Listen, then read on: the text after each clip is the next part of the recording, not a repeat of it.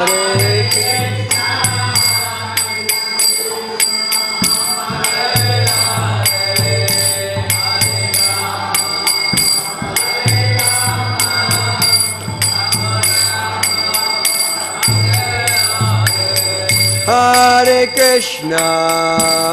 Krishna, Krishna Krishna, Hare Hare, Hare Rama, Rama Rama, Hare Hare.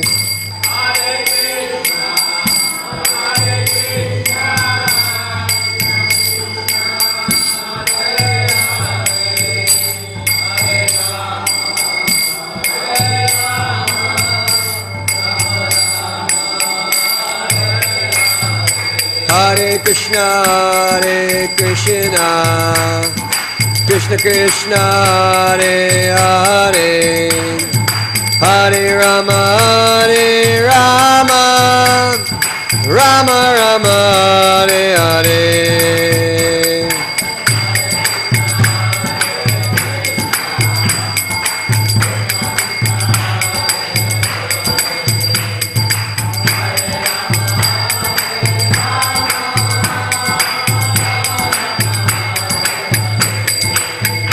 Jaya Radha Madhava, Radha Madhava Radhe.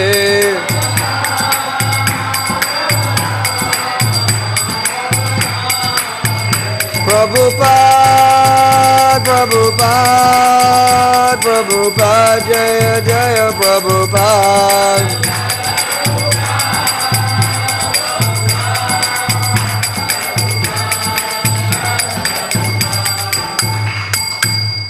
Gaur Premanande. Jayam Vishnupad Paramahamsa Parivrajagacharya Stoteris Srimad is divine loving grace of Charnadavinda Bhaktivedanta Swami Srila Prabhupada ki. Grantharaj Srimad Bhagavatam ki.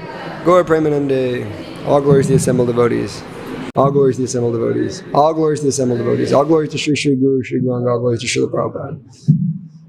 Hare Krishna, Hare Krishna, Krishna Krishna, Krishna Krishna, Hare Hare Hare, Hare Rama, Hare Rama, Hare Hare Rama, Rama, Rama, Hare Hare Hare.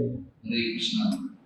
We are very happy and fortunate that we have a session of His Grace Kirtaneshwar Gauranga Prabhu, young teenager, and it so happened that he started coming to temple in Tucson, and he started staying there. And one time he came to stay there for a few days, and then there was lockdown. And then because of lockdown, he happened to stay in temple. And he liked the ascension devotees and temple lifestyle that he decided to stay there permanently forever. Since then, it has been a wonderful inspiration for all devotees there in Tucson. Recently, in April, I went there. I was amazed to see what kind of wonderful congregation and what kind of wonderful devotees, youths he has cultivated. They are very wonderful Prabhu all Western youths, young youths.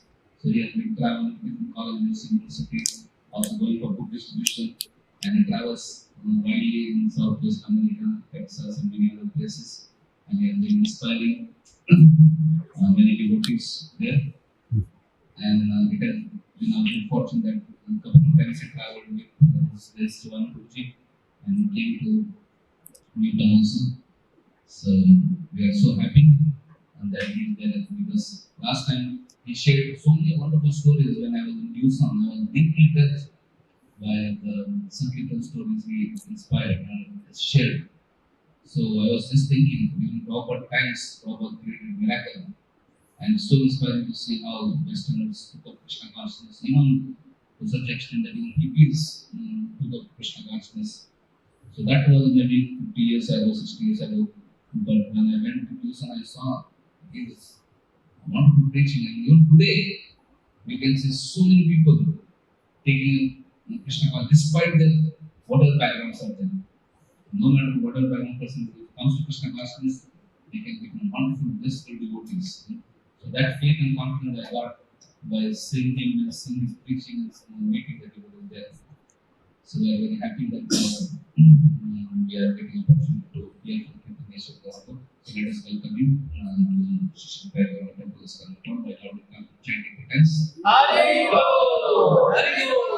Hari Bo!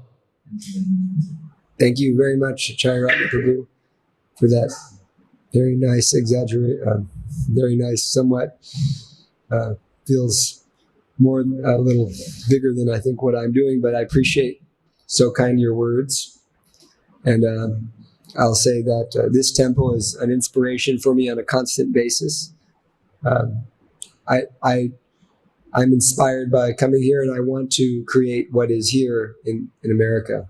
So Chairata Prabhu and this team and these devotees, this is our goal, to be like you guys. So I'm very grateful to you to be able to speak and to do service here. This is my honor.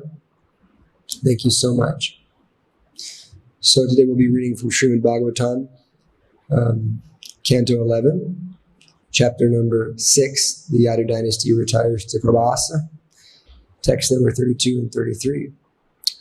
Om Ajnana Tamarandhyasya Gyananjana Shalakaya Chakshurunmilitam Yena Tasmai Sri Gurue Namaha Shri Chaitanya Manobhistam Stapitam Yena Bhutale Swayam Rupa Kadamayam Dadati Swapadantikam Vandeyam Shri Guru Shri Yuta Parakamalam Shri Gurun Vaishnavamscha Shri Rupam Shagajatam Sahagana Raghunathan Vitam Tam Sajivam Sadvaitam Savadutam Parijana Sahitam Krishna Chaitanya Devam Shri Radha Krishna Padan Sahagana Lalita Shri Vishakan Vitam Cha Hey Krishna Karuna Sindhu Dinabandhu Jagatpate Gopesha Gopaka Kanta Radha Kanta Namostite Tapta Kanchana Gaurangi Radhe Vrindavanishwari Vasubhanu Sute Devi Pranamami Haripriye Namaste Girirajaya Shri Govardhana Namane Shesha Kleshana Shaya Paramananda Daine Vancha Kalpatarabhyascha Kripa Sindhubhyeva Cha Patitanam Pavanebhyo Vaishnavebhyo Namo Namah Jaya Shri Krishna Chaitanya Prabhu Nityananda Shri Advaita Gadadhar Shri Vasari Gaura Bhakta Vrinda Hare Krishna Krishna Krishna Hare Hare Hare Rama Rama Rama Hare Hare Mare Kabando Mat Sangin Mar Guru Man Madana Mad Nistaraka Mad Bhagya Marananda Namostute Asaru Saru Tadayanati Nicho Chatakara Namuncha Karachinmam Premno Hritkatayos Puraha Om Namo Bhagavate Vasudevaya Om Namo Bhagavate Vasudevaya Om Namo Bhagavate Vasudevaya Narayanam Namaskritam Naram Chaiva Narottamam Devyam Saraswatim Vyasam Tato Jayam Madhiraye Nastapareshu Badrishu Nityam Bhagavata Sevaya Bhagavate Utamashloke Bhaktir Bhavati Naishtaki. So I believe that 33 is on the board, so I'll read 32. We'll read the translation in the Sanskrit, and then we'll move to 33. We can read that responsively. Shri Shuka Uvacha Ityukta. I'll read 32, then we'll do 33.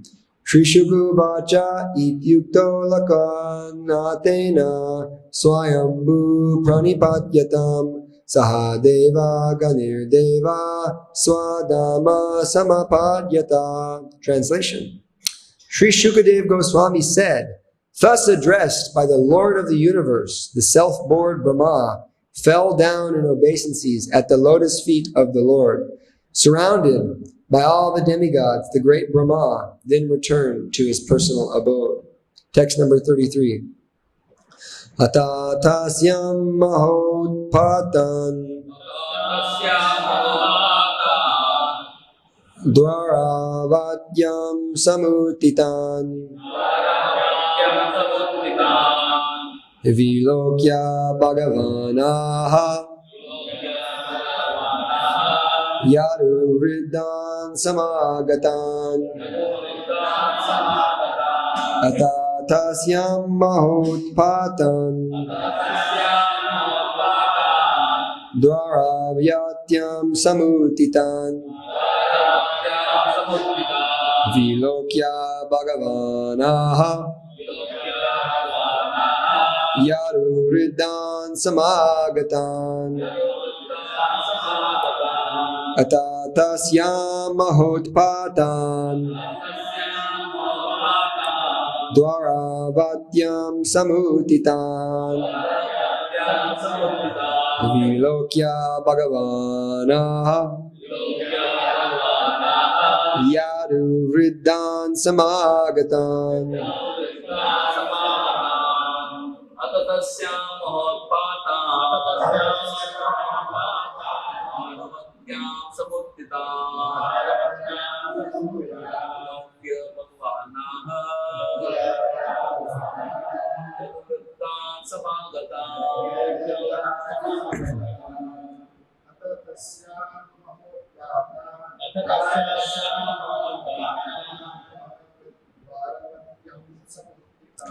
Dwaravatyam Samutitan Vilokya Bhagavanaha Yadu Vriddhan Samagatan Atatasyam Mahotpatan Dwaravatyam Samutitan Vilokya Bhagavan Aha Yadu Vriddhan Samagatam. Ladies? Atatasyam Mahotpatan Dwaravyathyam Samutitan Vilokyam Bhagavan Yadu Vriddhan Samagatam. Okay, word for word. Ata, thereafter. Tasyam, in that city. Maha Utpatan, serious disturbances. Dwaravatyam, in Dwarka. Samutitan, developed. Vilokya, observing. Bhagavan, the Supreme Personality of Godhead. Aha, said. Yadu Vriddhan, the elder Yadus. Samagatan, assembled. Translation. Thereafter, the Personality of Godhead observed that tremendous disturbances were taking place in the holy city of Dwarka. Thus the Lord spoke to the assembled senior members of the Yadu dynasty as follows. Muni Vasa Nivase Kim Gatentarishta Darshanam. There is no possibility of actual disturbances or inauspicious events in holy places inhabited by saintly persons. Thus the so-called disturbances in Dwarka were directly enacted by the Personality of Godhead for his own auspicious purpose. Nama Om Vishnu Padaya Krishna Prashtaya Bhutale Shrimate Bhaktivedanta Swamini Dinamine Namaste Saraswate Devi Gauravani Prachari Nirvishesha Shanyavadi Pastadishtari Namaste Jivana Vayadasya Vanacharya Prabhupada Bhalavayastam Yasadavino Vegana Bhantakam Pashtatitaditadam. So thank you once again. I ask the blessings of all of you devotees, especially Chairatna Prabhu, to be able to speak something that is for your benefit and for my benefit as well. So here in the 11th canto, we're hearing the pastime of Krishna's leaving the planet. Krishna is wrapping up his materially manifest pastimes. Krishna's pastimes are eternal, but he appears in this world and manifests his pastimes to attract the conditioned souls to his eternal abode. So Krishna appears in this world, and now he's concluding his pastimes. It says that 125 years passed, and Krishna is wrapping up this pastime. He's about to leave the planet, and so Krishna is arranging circumstances under the influence of Yoga Maya that are allowing him to conclude his manifested leelas. So This is all happening. Previously, there was a conversation between Vasudeva and Narada Muni regarding the disappearance of Krishna. And we heard about the 9 Yogendras, King Nini, and Narada was relaying these messages. And so now in the 11th chapter, the 6th chapter, we're hearing the demigods are approaching Krishna, and they're offering beautiful prayers. The first part of this chapter was beautiful prayers offered by the demigods in regards to the Lord's position and his transcendental situation. And now Lord Brahma has spoken that it is the time for the Lord to conclude his pastimes. So it's described that the Yadu dynasty was very powerful, and Krishna appeared to destroy the miscreants and to protect the devotees. It's described. So Krishna comes for these two purposes, as well as to reestablish the principles of religion. So time and time again, the Lord is appearing. Lord Brahma, at the beginning of the 10th canto, he approached Krishna. He approached the milk ocean, and he prayed that the Lord appear to solve the problem, because there were so many inimical and very powerful military forces on the planet, especially Jarasadna and Kamsa. So then Krishna agreed to appear. Not only did Krishna appear because the Lord Vishnu, the maintainer, appears time and time again, but simultaneously Krishna, the Supreme Personality of Bhagavan, Swayam Bhagavan, also appeared. And so Krishna's Leelas, which appear in Vrindavan, these are his eternal Leelas of pure love with his devotees. And the Leelas that happen after his Vrindavan Leela are the Leelas of enacting this pastime of protecting the devotees and destroying the miscreants. So Krishna's concluding this, and now the demigods are saying, you've successfully defeated the demoniac forces. You've arranged the Mahabharat war. Jarasadna has been killed. Kamsa has been killed. So you've successfully performed your mission, Krishna. And now the Yadu dynasty has become a burden on the earth.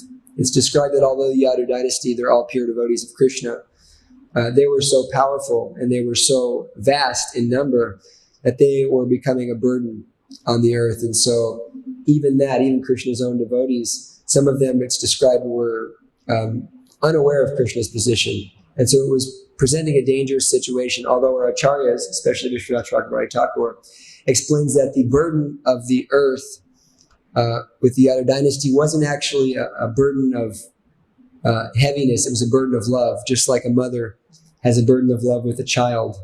And an example is given of a wife. She puts on many ornaments for her husband, which are a burden. They're cumbersome, but the husband removes those ornaments. And so the wife is taking that burden out of love, and the husband is removing it. So in the same way, Krishna is removing this burden of the Yadu dynasty, although earth wasn't feeling like it was a burden. It was a burden of love for the earth.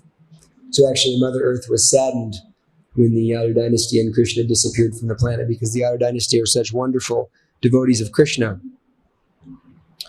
So I want to focus on this point that Prabhupada makes here. Muni vasa nivase kim gat et ar ishta darshanam.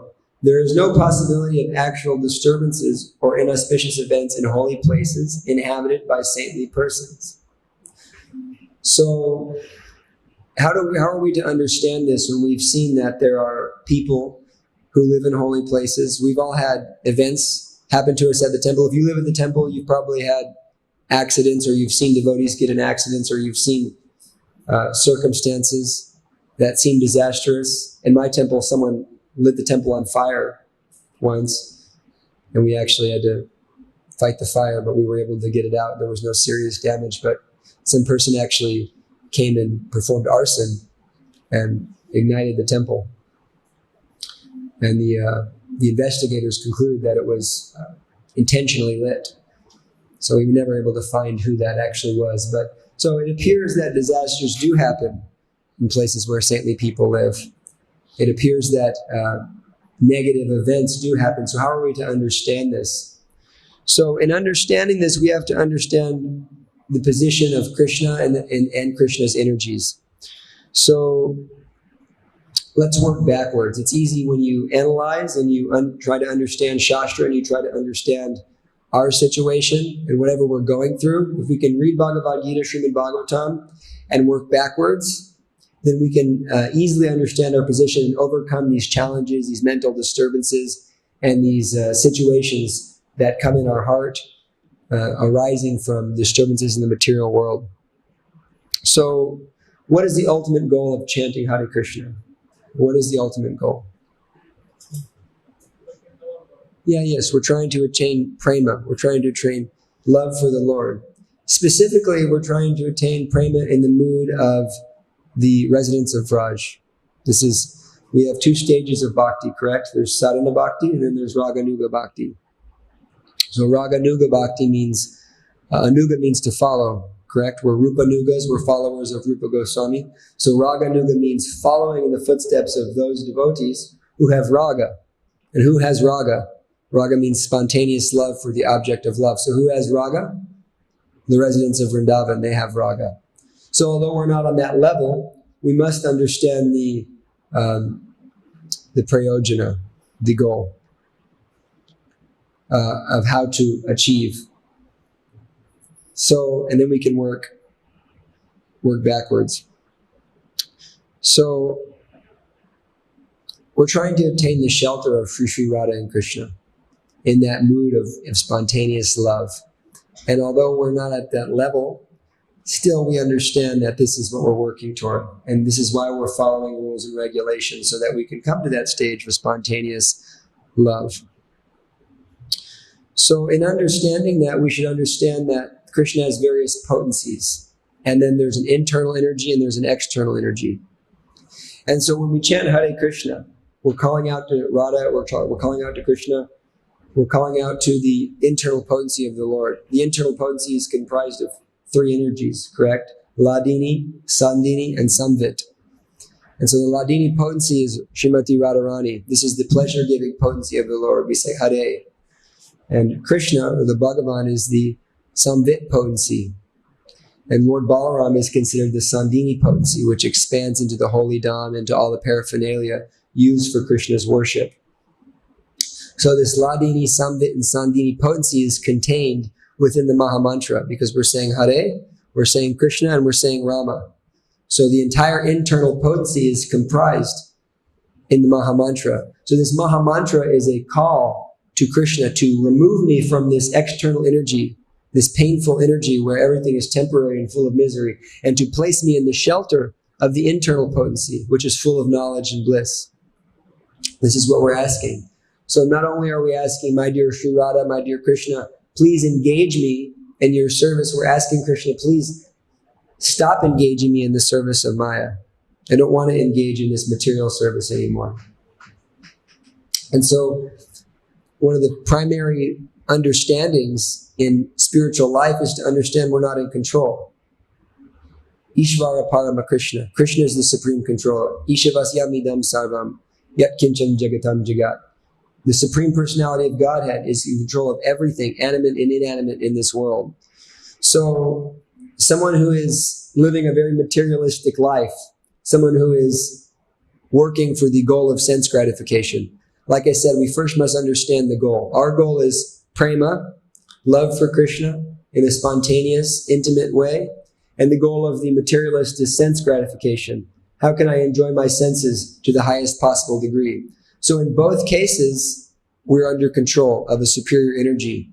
Those who are working for sense gratification, they're under the control of the modes of material nature. Prakriti kriyamanani guna karmani sarvashaha ahankara vimudatma kartahamiti manyate. It's described that the living entity bewildered by false ego, or he who thinks he's this body, bewildered by false ego, he's thinking he's doing things that are in actuality performed by the gunas, by the modes of material nature, sattva, rajas, and tama. So we find that the materialists, they're always thinking, I'm doing something. I'm accomplishing my goals. Sometimes we hear a lot in America, there's this law of attraction. Oh yes, you think about what you want, and you think in a very positive way, and then it comes to you. But they don't understand that Krishna is giving you the intelligence to think. Krishna is giving you the intelligence to do anything you're doing, to make any accomplishment. So it's just our karma. Yet we're thinking, I'm attracting it by my mind. So this is a prominent, Shri Nitai Gauranga Ki. This is a prominent conception in the West. But in any case, the materialist is completely controlled by the Lord and his energies.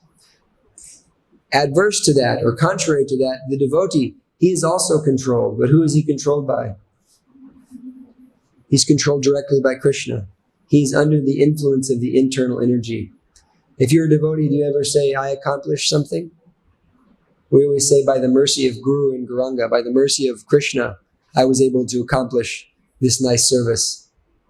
So we're also under control. It's only by Krishna's mercy that we can accomplish service. If we think I'm chanting so many nice rounds, I'm doing so many things, I'm starting so many temples, I'm making so many devotees, this is Maya. Because we're not understanding that Krishna is fulfilling our desire to serve him and enacting that activity. Upadrasta numantascha bharta bhokta maheshvara.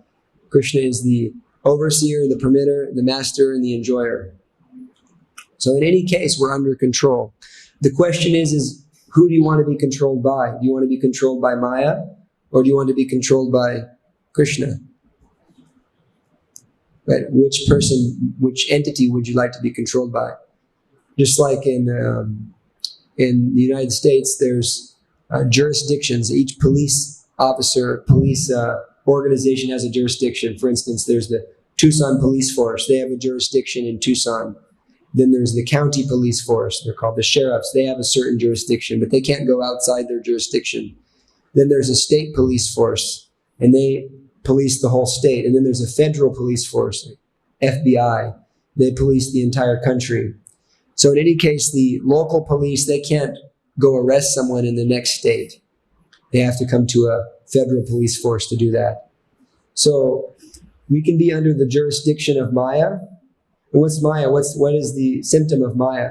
We're always being kicked. We're always being beaten.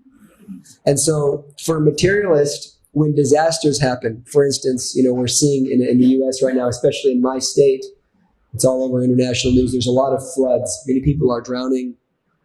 Even my hometown was flooded severely, and quite a few people lost their lives. So there's many floods in the US right now. And so for the average person who has no knowledge of Krishna, no knowledge of devotional service, and no spiritual divya gyan, they're suffering like anything. Why is this happening? What is this? This is horrible. This is wrong. Why is God doing this to us? This is their consciousness. Simultaneously, if a devotee finds themselves in that circumstance, this circumstance becomes an impetus to take deeper shelter of Krishna.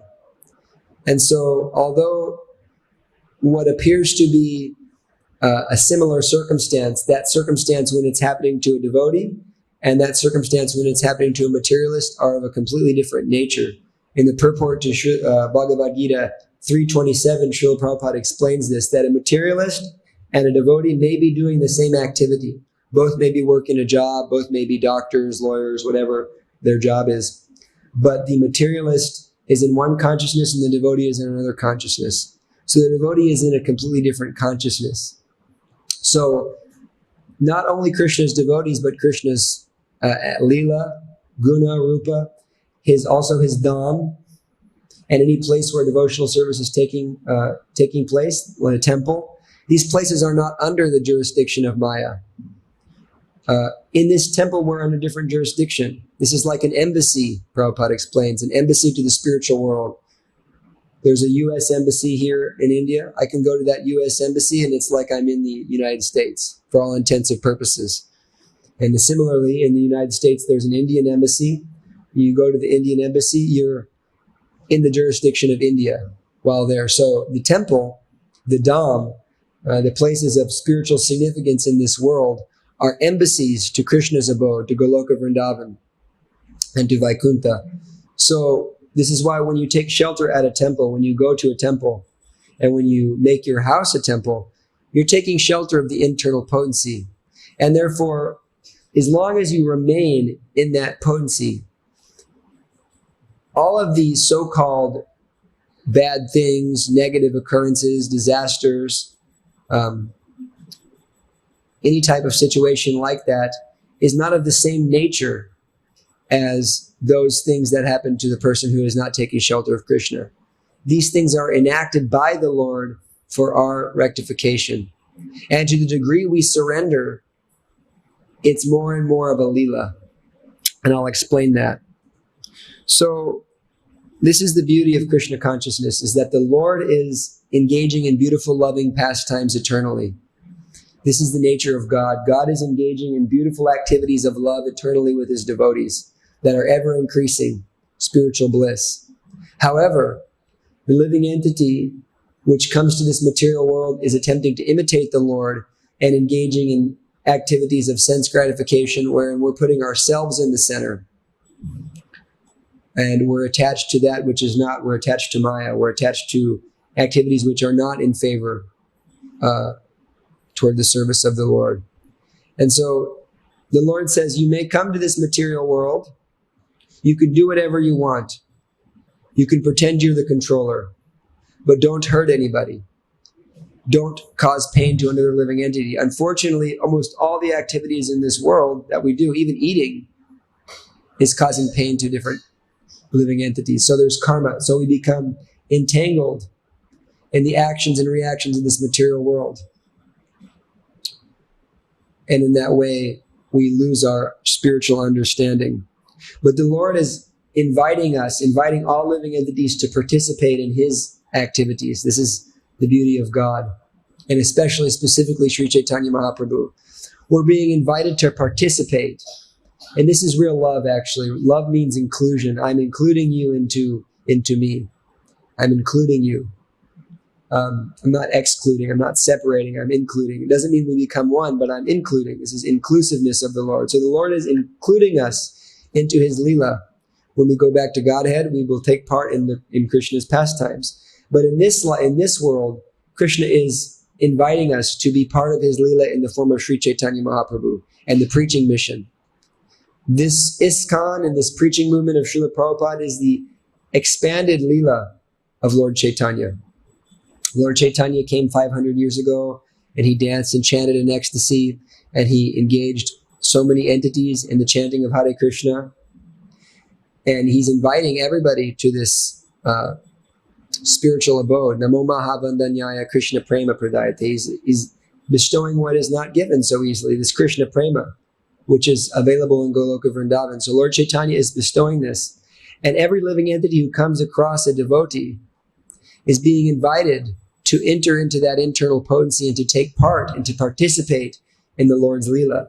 So to the degree we surrender unto that participation, we take part in this, we surrender and we decide that I'm going to serve Lord Chaitanya. From today I will serve Lord Chaitanya. This is my business. To that degree, we are moving away from that external energy and coming deeper and deeper into the internal energy, where all of the activities are miraculous. Just like we hear about Srila Prabhupada, how many miraculous things happened in his Leela, his preaching Leela. We hear, Shyamasundar and Malati, they had no money for the San Francisco temple. They needed to pay the rent. They didn't know what to do. So they're so surrendered to Prabhupada, let's just take shelter of Krishna. And they were walking down the street and it started raining $100 bills. It's a fact. It's a real story. They were raining $100 bills. They were falling down the street. So much money, actually, in the 60s. Once there was a devotee. I think it was the Baltimore temple. They had no money to pay the rent. They didn't know what to do. And so one devotee was out on book distribution, and he describes that a 7-foot blonde man walked up to him and gave him an envelope and walked away. That envelope had the exact amount of money for the rent. So when someone is surrendered to Krishna, all these miraculous things can take place because you're no longer working under the material energy. You're working under the spiritual energy. Krishna can bend the laws of nature. He can bend time. He can change the hearts of people. So if we want the magic, how many of you want the magic in your spiritual life? We join this movement to feel the magic, don't we? We join this movement to feel happy. So if you want the magic, you have to surrender to this movement. You have to decide, I want Lord Chaitanya, I'm a servant of Lord Chaitanya, to the degree we have that conviction that I'm a servant of Lord Chaitanya, miraculous things will appear in our service. This is how Krishna works. So I want to talk about the Bhagavad Gita and how do we actually practically enter into this internal potency? How do we create a space, just like we're hearing how Dwarkadam, although there's apparent disasters, they're not actually happening. They're enacted by the Lord. How do we assure that we're also in that position? How do we assure that our home, our temple, our life is fully sheltered in that internal potency? So once again, I'll focus in on Lord Chaitanya. So the Bhagavad Gita has how many verses? 700 verses. So does anybody know the 350th verse of Bhagavad Gita? The heart of Bhagavad Gita? Close, but not. The heart, the beating heart of Bhagavad Gita is Bhagavad Gita 9:13. Mahatmanas timam partha daivim prakriti mashritaha bhajanyananya manaso gyata bhutademavyayam. Krishna is explaining that the great souls who are under the protection of the daivim prakriti, the divine nature. So the materialists, they're taking shelter of material nature. They're taking shelter of Maya. But the divine souls, the Mahatmas, they're taking shelter of the Daivim Prakriti. Who's the Daivim Prakriti? Srimati Radharani, all Krishna's internal potency. They're taking shelter of this divine nature because they understand Krishna as the Supreme Personality of Godhead, absolute and inexhaustible. So first and foremost, you have to have that conviction that Krishna is the Supreme Personality of Godhead. This is so prominent in the Gita. Krishna is explaining that if you know who I am, you can engage in devotional service. Aham sarvasya prabhavo matta sarvaparvartate iti matva bhajante man buddha bhava samanvita. If you understand that Krishna is God, He's the source of everything, and everything emanates from Him, then it's easy to engage in His devotional service. So first you must understand Krishna's position. So that's one of the heart verses of Bhagavad Gita. The second heart verse of Bhagavad Gita. Some people say Radharani is not in the Bhagavad Gita, but she is indirectly mentioned, Daivim Prakriti. And the process for attaining that is also mentioned. So Lord Chaitanya is the combined incarnation of Radha and Krishna. The Lord Chaitanya is bringing this Radha Bhav, this mood of Radharani to the world and exhibiting it and allowing all of us to participate with Him in His service to the Lord. So the Sankirtan movement is directly mentioned in relation to this Daivim Prakriti. Satatam Kirtayanto Mam. The great souls, those who are sheltered in this divine nature, they're constantly chanting my name. Satatam Kirtayanto Mam. Yatantash Dridravataha. They're endeavoring with great determination to serve me. So if we can take this chanting of Hare Krishna, I'm going to chant Hare Krishna. I'm going to engage in this chanting. I'm going to engage in this movement of glorifying God. Yatantash Dridravataha. Make a vow. You're making so many vows to serve Maya. Make a vow to serve Krishna. Yatantash Dridravataha. With great determination, I'm going to serve Krishna. Namashantash Timam Bhakta.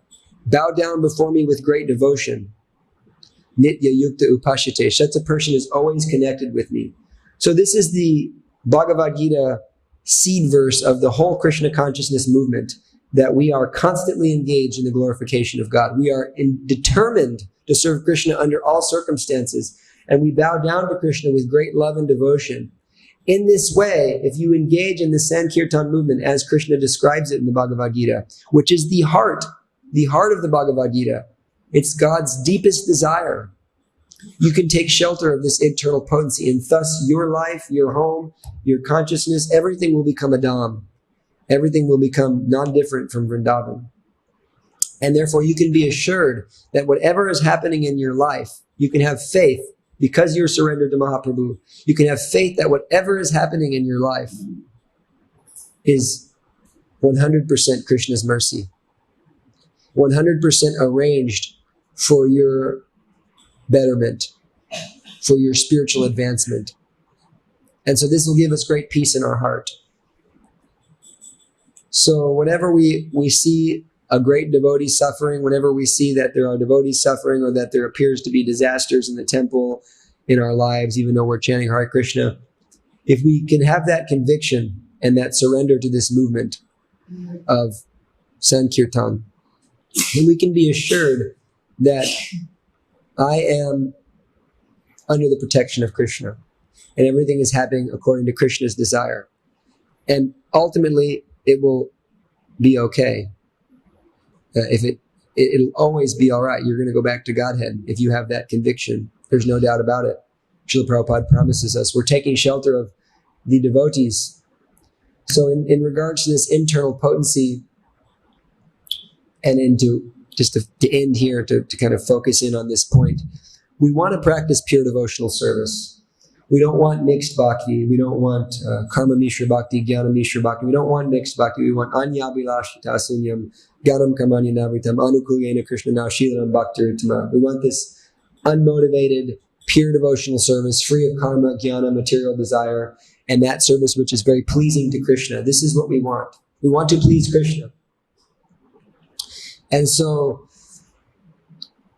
karma yoga is also a precursor to bhakti. So Srila Prabhupada, in his purports and his translations, he translates karma yoga to devotional service, and he translates bhakti yoga to devotional service, because they're connected intrinsically, because both are offering to the Lord, but the difference is the attachment. Krishna, or our acharyas describe, Vishwanath Chakravarti Thakur, he describes that the verse Yat Karosi Yajasnasi Yajjahosi Dadasi Yat Tapasyasi Kontaya Tat Karosa Manarpanam. Whatever you do, whatever you eat, whatever you offer, whatever you give away in charity, whatever austerities you perform, do that, O son of Kunti, as an offering to me. Vishwanath Chakravarti Thakur explains that this is karma yoga. Do whatever you want, what you're attached to, but do it for me. Bhakti yoga means I'm not attached to the work anymore. I'm not attached to working as a kshatriya, working as a grihasta, working as a brahmachari, working as a pujari. I'm not attached to these things. I'm attached to Krishna's happiness. And so if Krishna wants me to scrub toilets for his happiness, I'm attached to that.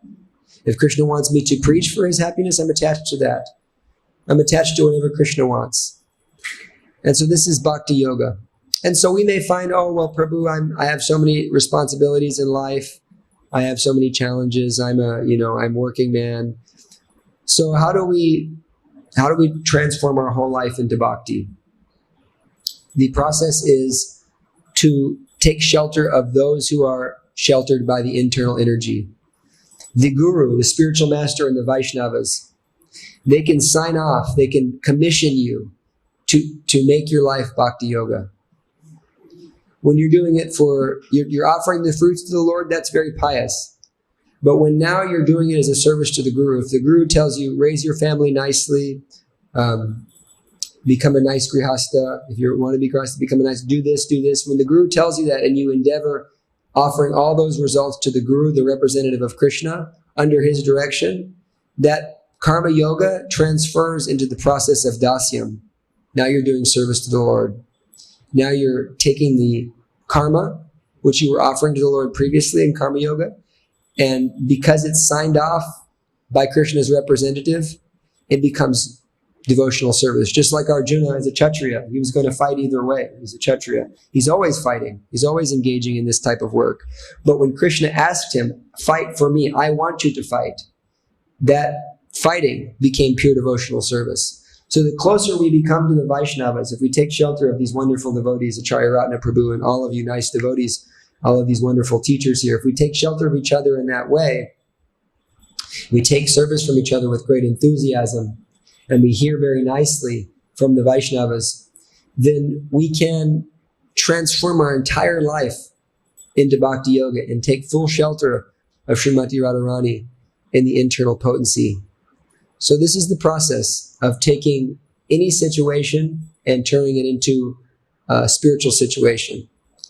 Be assured that if you make Mahaprabhu the goal of your life, there is no disaster, there is nothing that can happen that isn't completely for your benefit. So becoming a devotee means you win all the time. You're always a winner. So I know I was asked to speak some stories of my preaching, but I'm having a hard time thinking of them. And I had already had this prepared, so I feel maybe someone can trigger something. But are there any questions or comments, realizations? We have 10 minutes. Someone can share some realization, some criticism, some correction.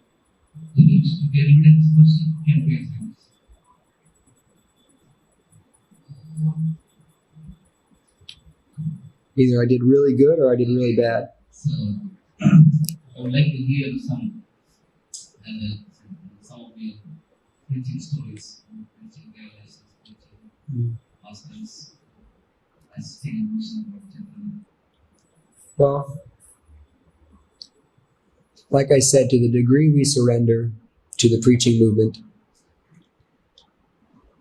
Krishna will fulfill our desires more and more, sending us souls who we can preach to. And I mean, much as I would like to say I have some certain extraordinary stories that, every person who comes to Krishna consciousness is extraordinary.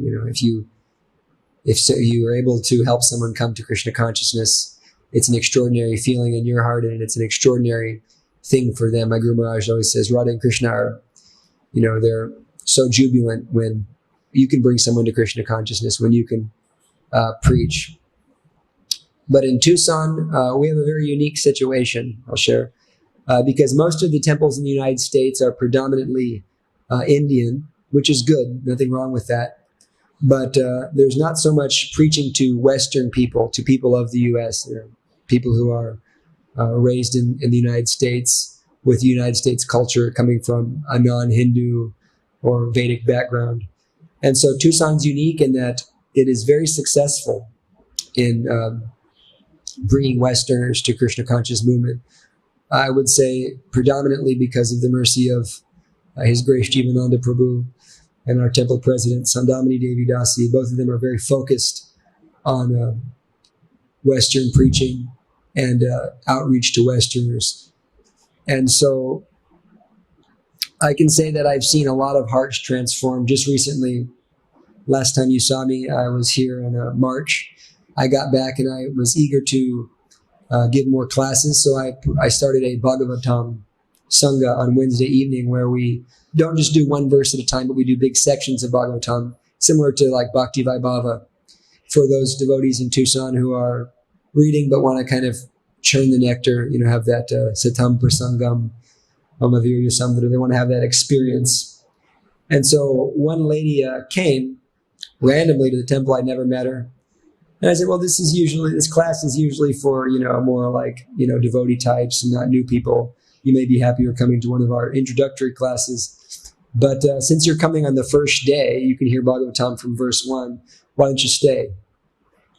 And so she was on a carnivore diet. Carnivore diet means all she ate was meat. She didn't eat anything else. She just meat exclusively. She said, I don't, because we have some prasadam after everything. So I don't eat anything but meat. Only meat. I said, okay, well, you don't have to take now. And she wouldn't even take prasadam. And she was, engaged in all the activities, the drugs and alcohol, smoking, but she wanted to hear, so she just kept hearing, coming every week. And we have just like a 3-hour sangha. We just talk about Bhagavatam. And, about a month in, it's like, actually, I think I'm going to become a vegetarian. Actually, I'm no longer drinking or smoking or any of that, and now I'm chanting Hare Krishna. So you see a complete transformation, and it has nothing to do with us, but it has everything to do with the fact that we're focused on spreading the message of Bhagavatam and not hiding it. I think sometimes in the West, there's a tendency to, we don't want to give them too much because we don't want to, scare them because they never heard of, Krishna or, these kind of Hindu concepts. They're used to Christianity. And we give them the full dose of Krishna consciousness, and you see that there's a transformation of heart that takes place. Similarly, I have one god sister. She had a very traumatic life. I would say one of the most traumatic lives I've ever ever seen. Just to share a few points, she was severely abused as a child, and when she was married, her child was actually murdered by her husband, and then her husband was killed by the state, given the death penalty.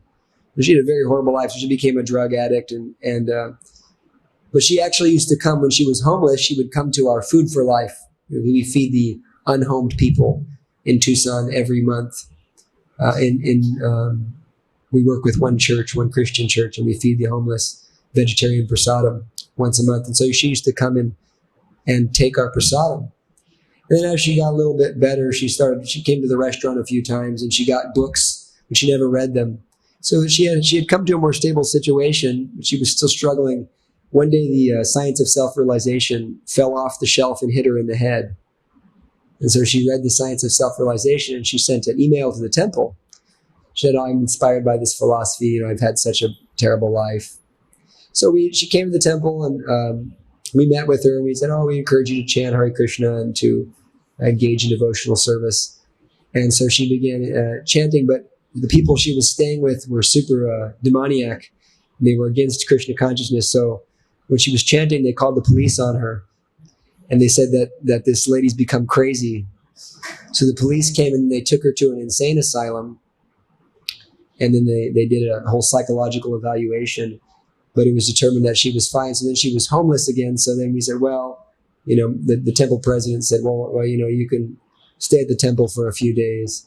And, try if we can help you. But she took to Krishna consciousness so seriously, she changed her whole life. She became a devotee, first initiated, second initiated. She does immense service and preaching to ladies at our temple. One of the most inspiring devotees and leaders of our community there in Tucson. So Krishna consciousness is real. It will transform lives. We've seen time and time again how someone gets a book and they're immensely transformed. One of the devotees who just came with me to India and is in Mayapur now taking Bhakti Shastri. Sometimes the devotees like to exercise. The brahmacharis, they don't want to get unhealthy, so we go to places and we exercise sometimes to keep our bodies fit. So once I met this, I saw this boy. I was chanting, and I was at the place where we exercise, and he heard me chanting. He was really weirded out, and we seen each other, but nothing happened. So just heard the holy name. Then somehow he got curious because he's a spiritual person. He was raised Islam. And so then he read the Bhagavad Gita. He went and bought a Bhagavad Gita from a bookstore, read it. And he showed up at our temple with this Bhagavad Gita. And His Grace Padmanayan Prabhu was at our temple giving a class, a Krishna Code, which is our outreach program. And so he gave a class. And he felt, I like this philosophy. And so we never saw him for a while. And then he came to a Harinam once, and he said, I'm here to chant. Didn't know anything, but we took him on Harinam. And so then over the course of the years, last 2 years, 3 years, we preached, we spoke Bhagavatam, we spoke the philosophy, and now we see that this person's become a brahmachari, become initiated, and now in Mayapur taking Bhakti Shastri. He was actually working for a weapons company, a very, very serious weapons company in the U.S. So we see that this Krishna consciousness, it is real. It will transform hearts. We see it time and time again.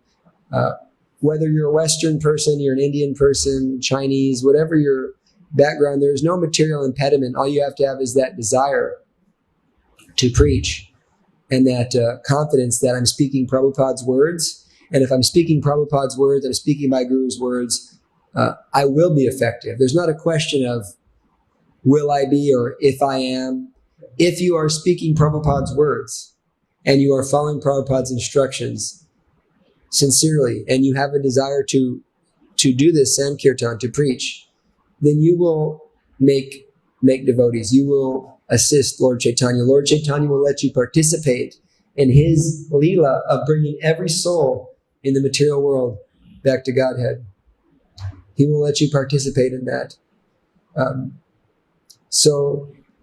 Yeah, there's no question. I'll tell one last story and then I'll end.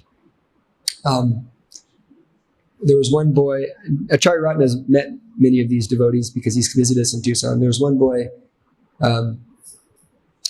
he also had a very kind of criminal background, intense. A lot of us all have criminal backgrounds in the U.S. It was in criminal background. He was doing a lot of crazy stuff. And somehow he got into yoga. He started doing yoga, and he got into Lord Shiva. And he became very serious about yoga. He was eating only once a day. He was meditating for 4 or 5 hours a day, walking in the desert, because we live in a very desert place, and there's a lot of places to walk in the desert, mountains. And so he was going in the desert and meditating, chanting Shiva mantras. And he had reduced his weight down to 90 pounds. And so he was asking Lord Shiva to bring him the highest thing. I want the highest level of spirituality. So his friend, who he didn't talk to anymore because he became a yogi and he'd become totally detached from everything. His friend had found a flyer on the street that had blown on the highway for our Ramnami festival. And he picked up that flyer and he said, well, maybe my friend will be interested in this. So he brought him that flyer and he came to the temple. And he was very, very kind of inimical to the Vaishnava philosophy. He was very much impersonal and inimical to the Vaishnava philosophy. But we preached to him. We gave him prasadam. We persisted.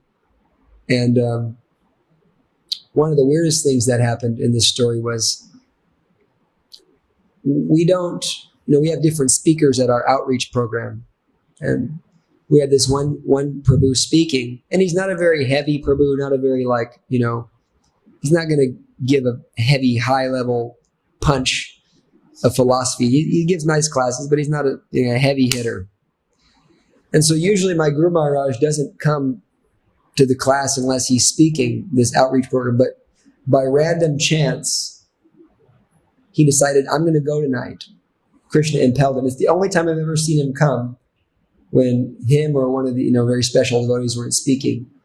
So this boy had come, and I was thinking, oh, it's unfortunate because this boy needs a heavy hitter. And so he came, and then I see my Guru Maharaj walk in. And so after the class was finished, the boy kind of felt attracted to my Guru Maharaj, and he sat down and started talking. And my Guru Maharaj really just hit him with very heavy philosophy truths. Krishna is the Supreme Personality of Godhead, not Lord Shiva. Where do you learn you're speculating? You never read anything. Really just told it to him very heavily. And he was totally devastated. And then he went home, but he was smart enough and sincere enough to do his own research, and he came to this conclusion that, Krishna is the Supreme Personality of Godhead. And so he lived very far away. But sometimes if there's someone that you think can become a devotee, we should invest everything in that. That's how we work, and that's my Guru Maharaj's mood, and that's the mood that we try to take on there, is that if someone is interested in Krishna consciousness, I'll stay up all night talking to them. I will do everything I can. So I started going to pick him up 30 minutes away every single program, taking a car and picking him up. And then he became a devotee. He became a brahmachari. So we have unlimited people, unlimited jivas that are waiting for your mercy, waiting for you to take what you've been given by the devotees here and go give to others and speak about Krishna. And if you follow nicely and you speak from Shastra, then you will make devotees. So any last minute points to share?